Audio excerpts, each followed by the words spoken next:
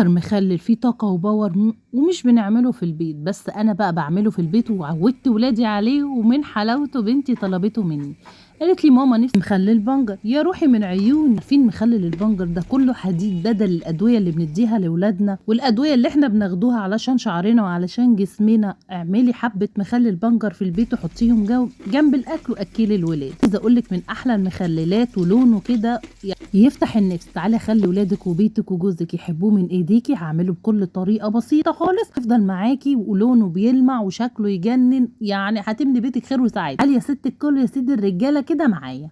شايفين الحديد؟ شجعوني باشتراك ولايك على الفيسبوك واليوتيوب باذن الله، هتلاقوه متثبت في التعليقات. يا رب تفرحوني. انا جبت البنجر قشرته زي ما انتم شايفين كده اهوت، وبعد كده هشطفه في الاول. يا سوبر ماما عايزه تشطفيه اشطفيه، بس انا بقى حبيت بعد ما اقشره اشطفه عشان ما ارجعش اشطفه تاني. انتم شايفين هتقشروا بس القشره اللي من بره بس، شوفوا لا في طينه لو في اي حاجه هتنضفيه تنظيفه كويسه، ولازم يتشطف قبل ما يتقطع قطع. اللون بتاعه بينزل، فخساره ان انت تضيعي اللون بتاعه. زي ما انتم شايفين بسم الله ما شاء الله بتاعه يجنن وشكله حلو قوي. يعني ممكن تقطعيه باشكال مختلفه وتزوقي بيه ترابيزتك او تزوقي بيه الاكل، وممكن تستخدمي الميه بتاعته في حاجات كتيره قوي.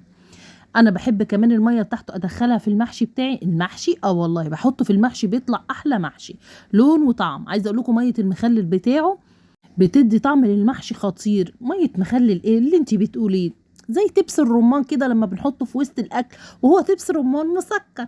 اهي في حاجات كده بتحطيها على بعض بتديكي كيمياء غريبه كده وبتستغربي سبحان الله. زي القشطه واللبن كده لما بندخلهم في سمك وقشطه ولبن، حاجات غريبه. ما علينا مش موضوعنا، خلينا دلوقتي في مخلل البنجر. زي ما انتم شايفينه انا قشرته وقطعته وشطفته شطفه قبل ما اقطعه بالشكل ده.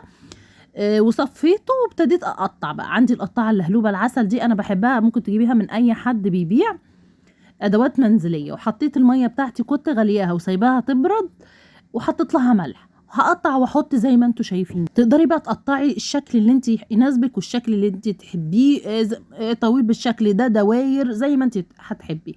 بس بجد الطبق ده على الترابيزه بيخلي الترابيزه شكلها كده مبهج.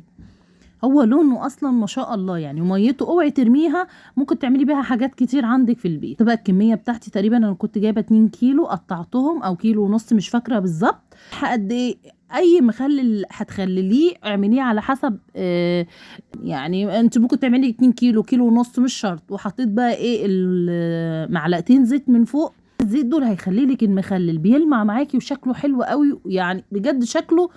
وهنا بقى حسيت ان هو ناقصه ملح تاني، زودته حبة ملح. يومين تدوقي الملح بتاعه، لو حسيتي ان المخلل ناقصه ملح تضيفي ملح تاني.